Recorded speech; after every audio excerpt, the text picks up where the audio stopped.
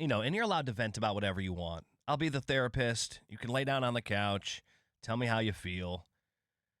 But who are you blaming for all of this? Are you blaming Baker Mayfield? I don't put this on Baker because I don't think Brock Purdy is that much better than Baker Mayfield, if he's even better at all. I think they're very close in comparison. So I don't see this being on Baker. Now, Jason Licht, ownership, Todd Bowles, I think it's a combo of all of them.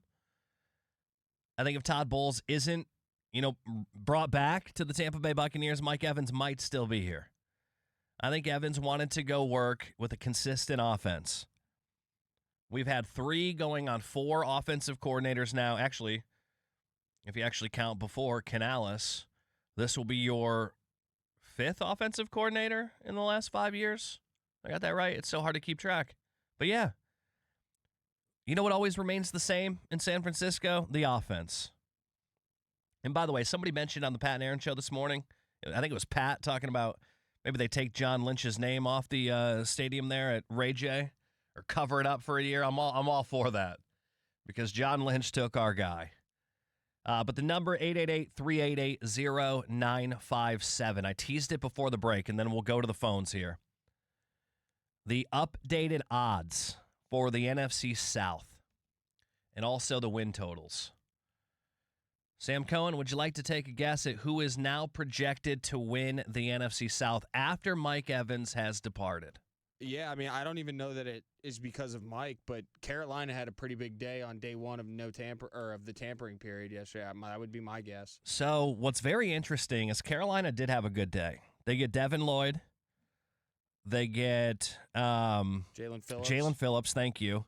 They did lose Rico, though. Yeah, I saw that today. They lost Rico Dowdle. But they did some really good things with their defense, and they got a lot better. What's crazy is, even after those deals, Carolina is projected to finish last still. That's whatever numbers you're looking at, not that I don't trust you.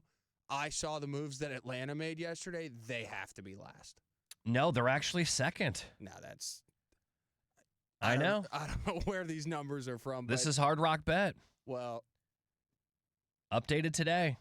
The Tampa Bay Buccaneers are still the favorites. Well, we'll take that then.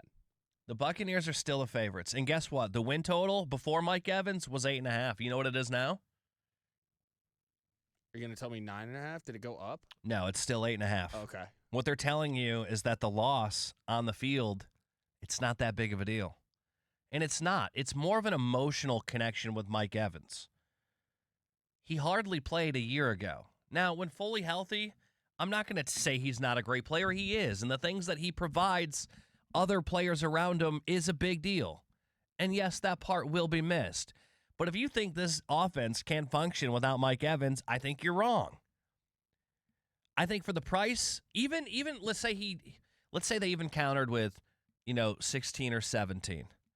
It was honestly still too much for the Buccaneers to pay him. Yes, you do it because of who he is. He sells tickets. But by signing him, you're doing it for all the wrong reasons.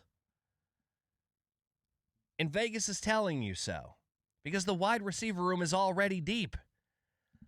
If you looked at all of the positions on this football team, from defensive line to the middle of the defense, to the secondary, to the offense, offensive line, quarterback, running backs, wide receivers, special teams. Wide receivers is last on the list for any need in free agency. The one position you didn't need to go out and sign was wide receivers.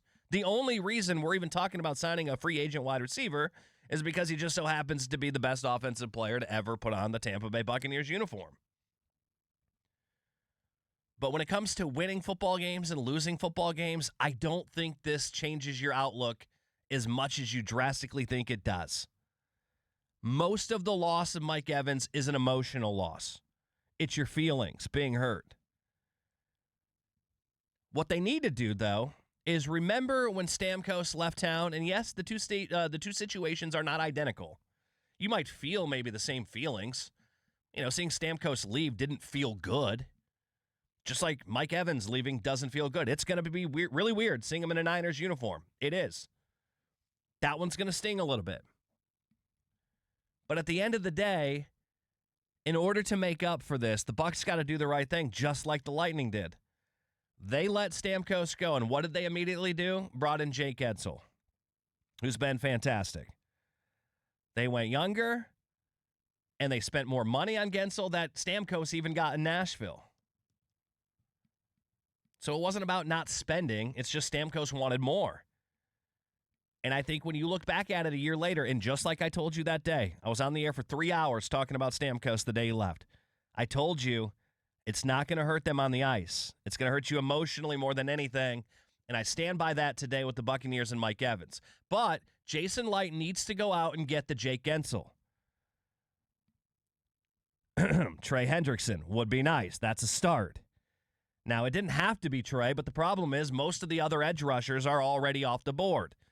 That is a position we want to see them go attack. So far, they haven't. I think they need to before the draft. They need to go get somebody with experience. And Trey Hendrickson is still on the board because he is still seeking $30 million, and he wants to get more than Jalen Phillips, and nobody wants to pay him that money. You have an opportunity. I think you have a chance to get him. The latest odds I saw on Trey Hendrickson, it's Dallas and it's Tampa Bay.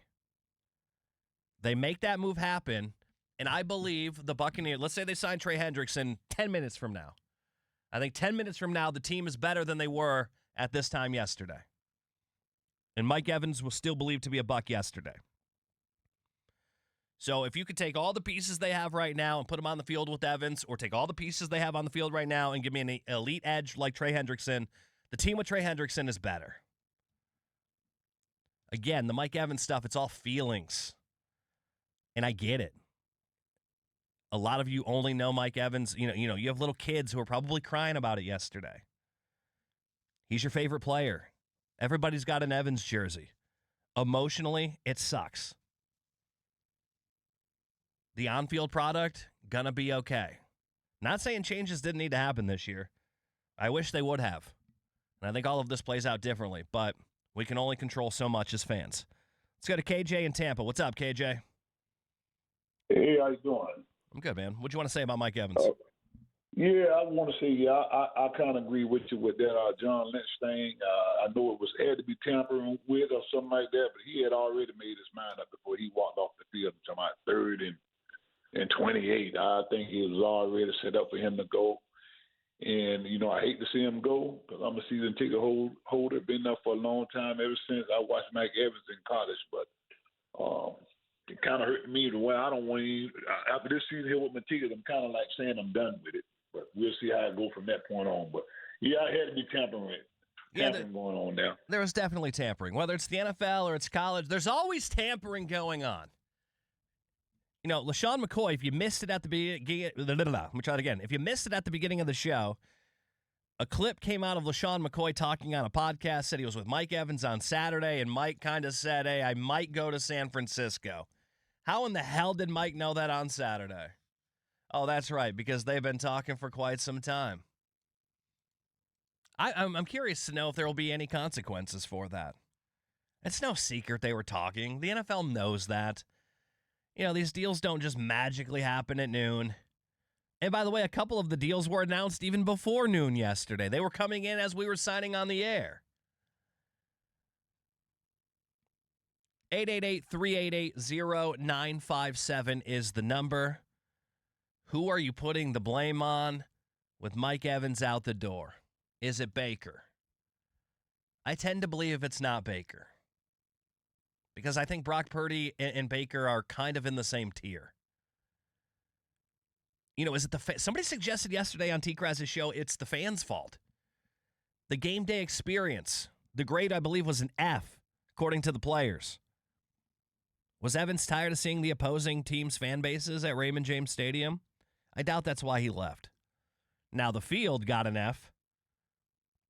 That could be a reason. Maybe he wants to play on a field that doesn't have such a bad grade. Ownership was a D. It was the 3rd lowest ownership grade in the National Football League. So you can put it on Baker. You could put it on the coaching staff, Todd Bowles. You can put it on Jason Licht. You can say ownership. I think a lot of people had their hand involved in this, messing it all up.